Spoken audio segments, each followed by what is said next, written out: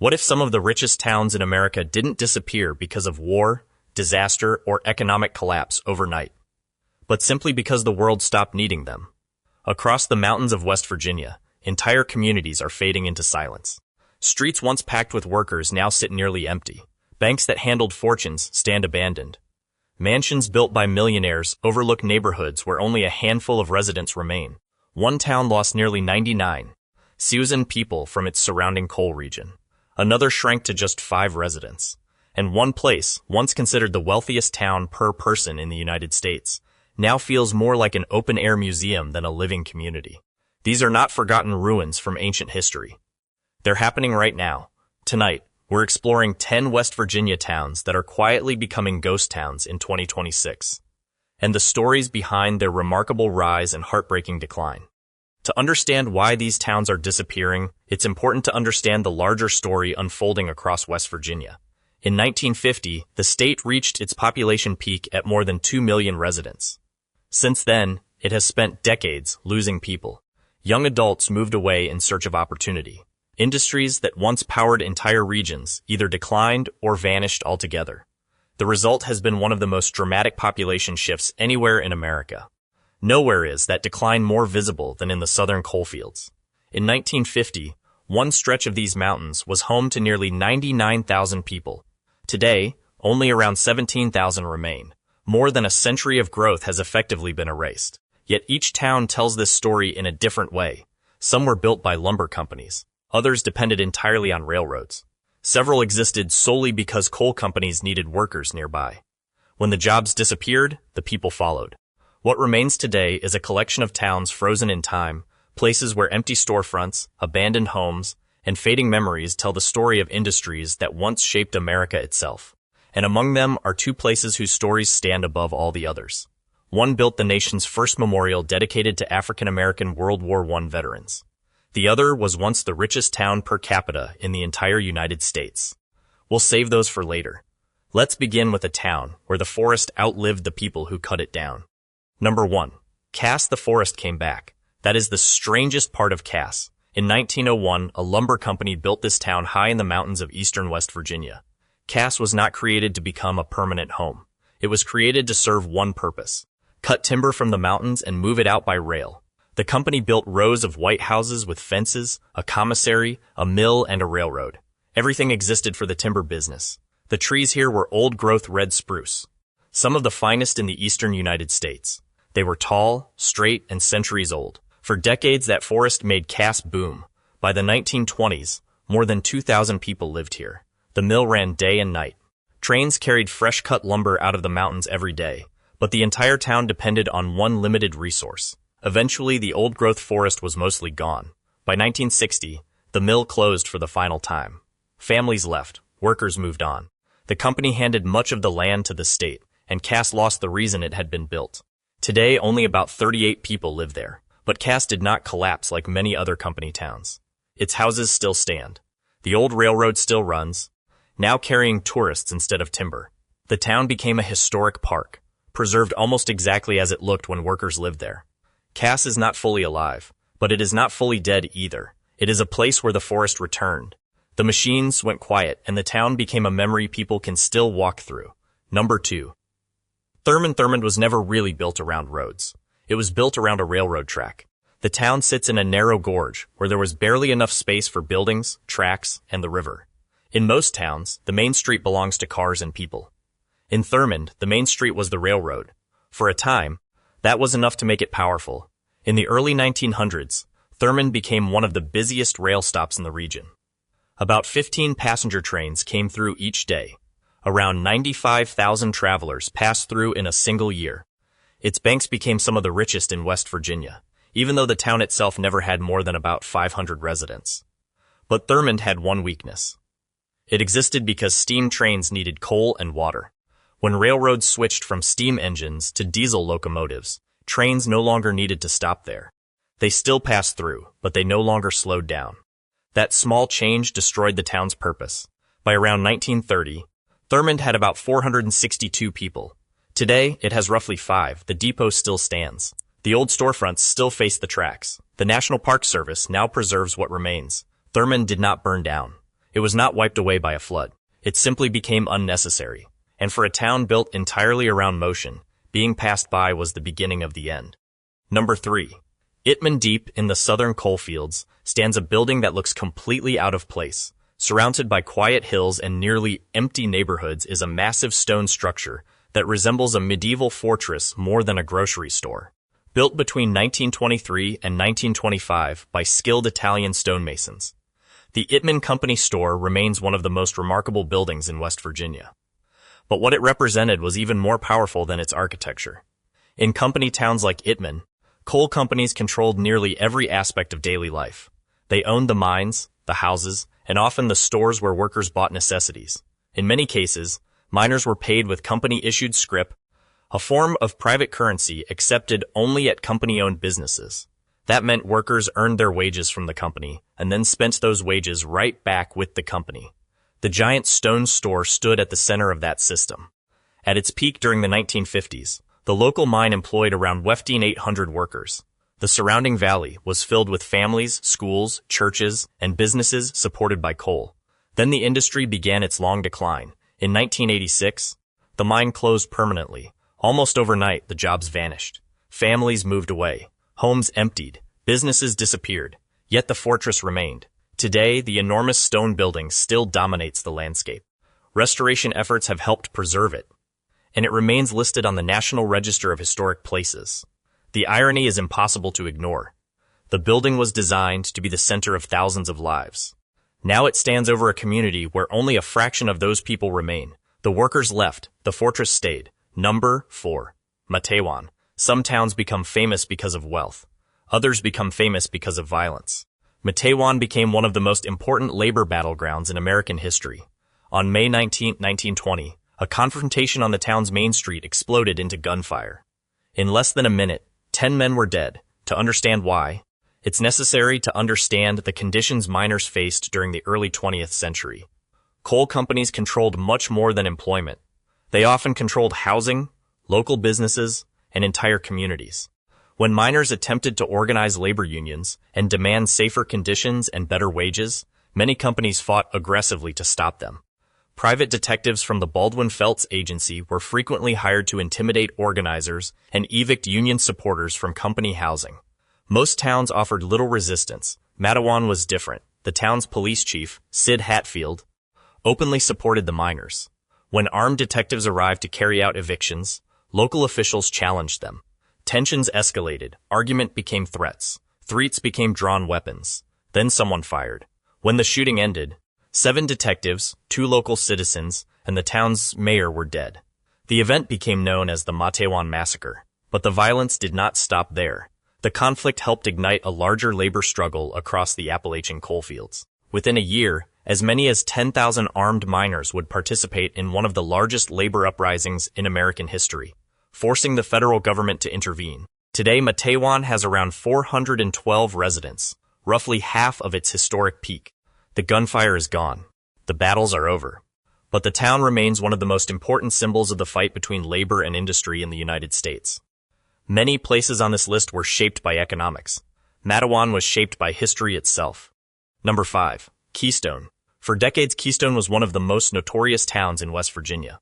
Founded in 1892, it quickly became a booming coal community. Money poured into the region, and wherever money flows, opportunity follows. But so do vice, gambling, and nightlife. One area of Keystone became especially famous. Known as Cinder Bottom, it developed a reputation that spread far beyond the surrounding mountains. Saloons operated late into the night. Gambling houses attracted miners from across the coal fields. Visitors came seeking excitement, entertainment, and the kind of freedom they could not find back home. Many families elsewhere in West Virginia viewed Keystone with suspicion. Yet beneath its wild reputation was a far more important story. At a time when African Americans faced discrimination and limited opportunities throughout much of the country, the coal industry desperately needed workers. Thousands of black families moved into the region searching for better lives. Keystone became one of the most successful majority black communities in Appalachia. Black-owned businesses flourished. Churches became pillars of the community. One of the state's most influential African-American newspapers was published here. Families built lives, careers, and opportunities that were difficult to find elsewhere in America during that era. By around 1950, approximately 500 people lived in Keystone. Then coal began to decline.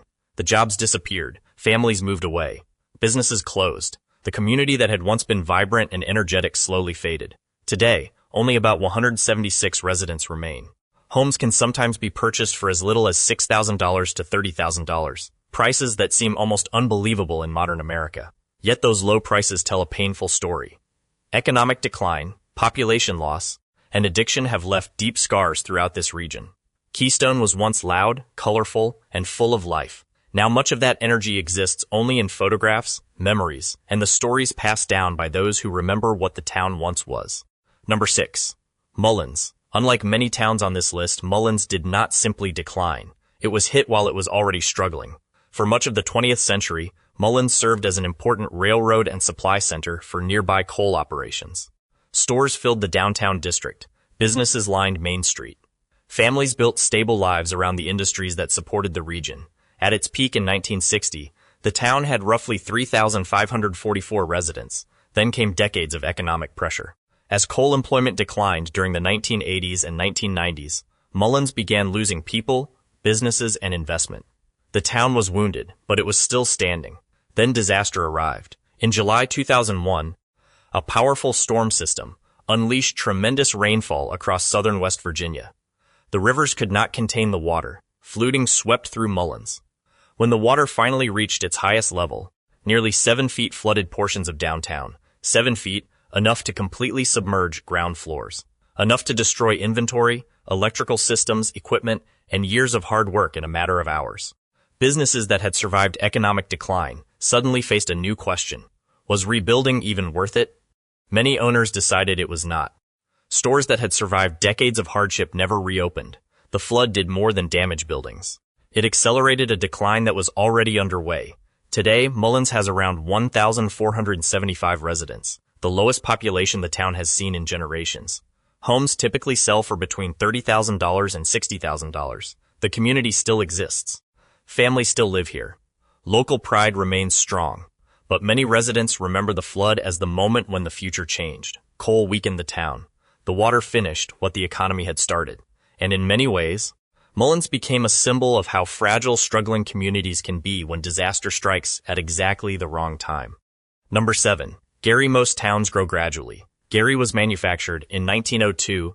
United States Steel, the most powerful steel corporation in America at the time, looked at an empty section of the southern West Virginia coalfields and decided to build an entire town from scratch.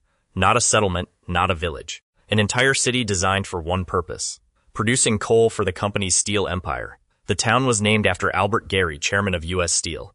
In fact, he became so influential that another city, Gary, Indiana, was also named after him, U.S. Steel invested heavily in its new creation.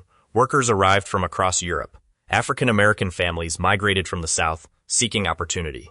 Churches, schools, stores, theaters, and recreational facilities quickly appeared. By the 1940s, nearly 15,000 people lived in Gary and its surrounding communities. The town contained 27 churches.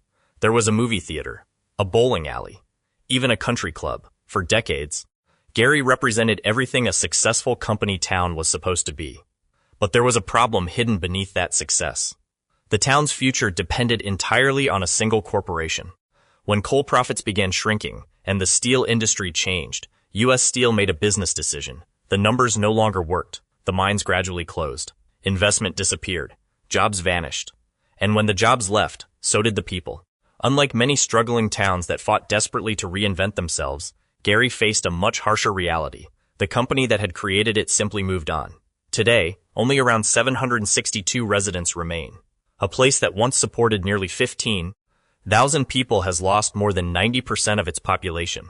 Homes can often be purchased for between $6,000 and $30,000.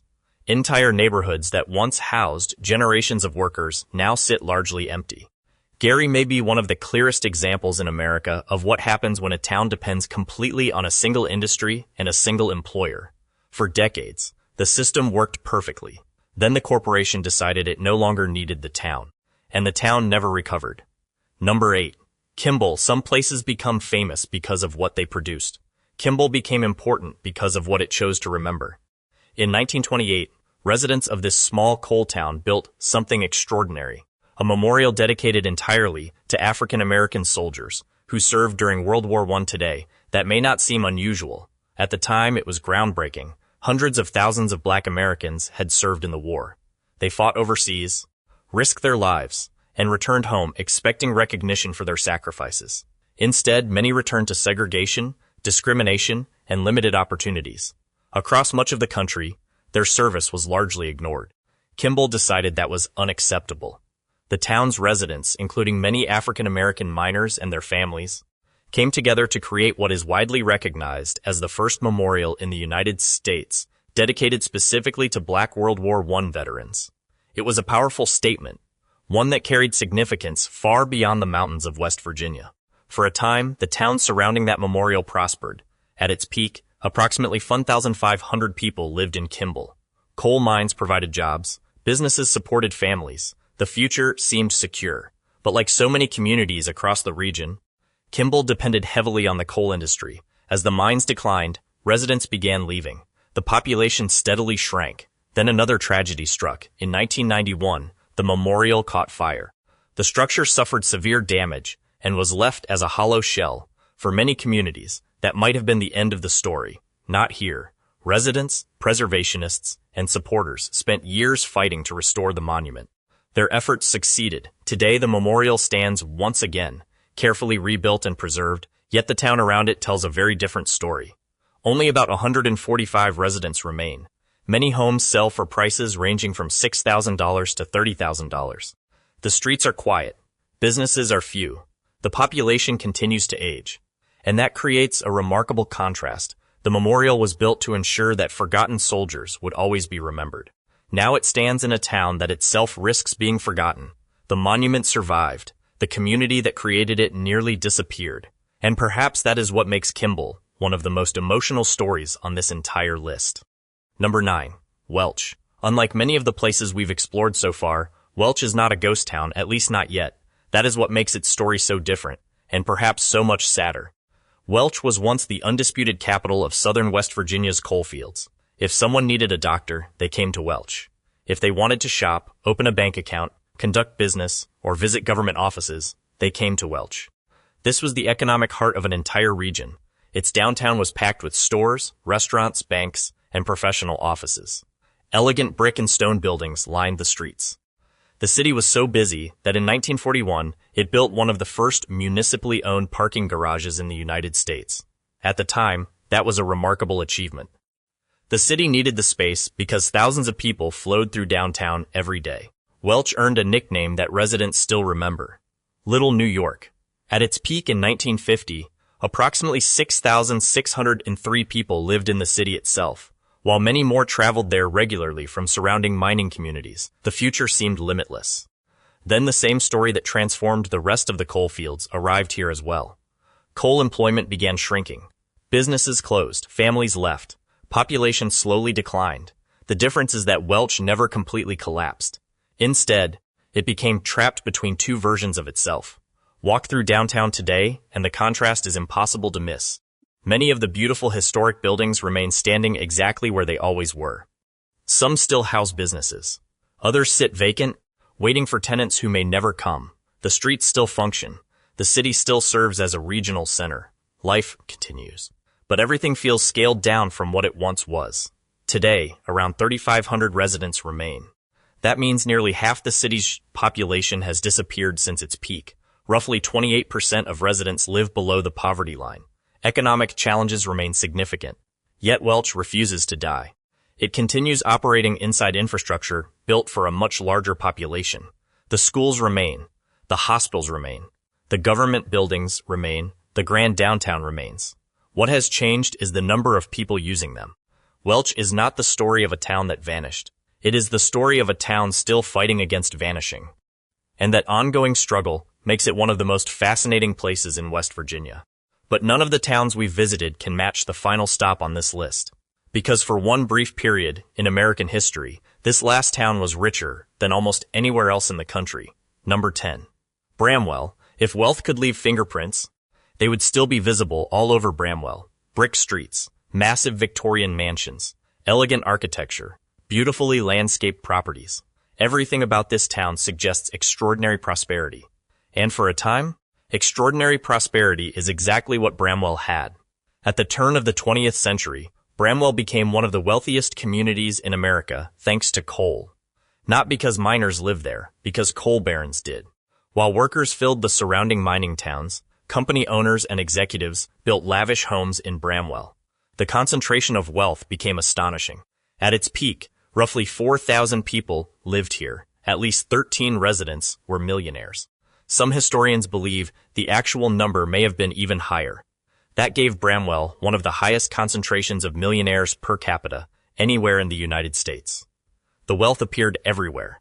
Important English brick, Victorian and Tudor-style mansions, electric streetlights long before many American communities had them, 14 passenger trains arriving daily.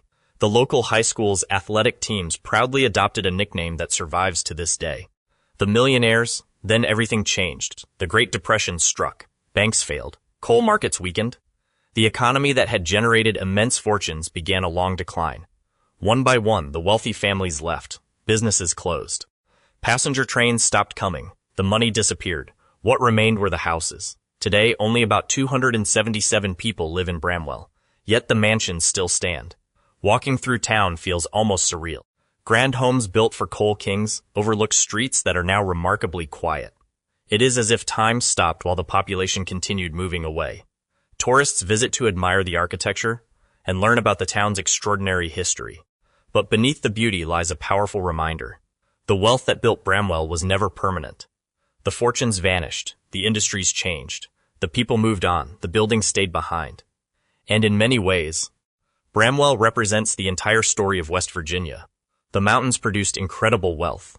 They fueled factories, railroads, cities, and industries across America.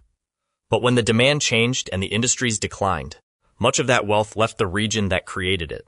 The mansions remain. The memories remain. The people, in many cases, do not. The story of these towns is not really about abandoned buildings. It is about people, the families who came to these mountains searching for opportunity. The miners who worked underground for generations. The railroad workers, lumber crews, shop owners, teachers, and children who built entire communities in places that once seemed destined to thrive forever. Cass, Thurmond, Itman, Matewan, Keystone, Mullens, Gary, Kimball, Welch, and Bramwell all followed different paths. Yet they arrived at the same destination. Each town was built around something powerful enough to create prosperity almost overnight. Coal, timber, railroads, industry. And when those forces changed, the towns were forced to change with them. Some adapted, some survived, some nearly disappeared. But none of them should be forgotten, because hidden within these quiet streets are some of the most important chapters of American history. Stories of ambition, sacrifice, resilience, innovation, wealth, struggle, and survival. Perhaps the most remarkable thing is that these towns are still here. Their populations may be smaller, their industries may be gone, but their stories remain. And as long as people continue to tell those stories, these communities will never truly become ghost towns. Thank you for watching. If you enjoyed this journey through the forgotten corners of West Virginia, be sure to subscribe and join us for more fascinating stories about the places, people, and history that shaped America. Until next time, take care and never underestimate the stories hiding in the quietest places.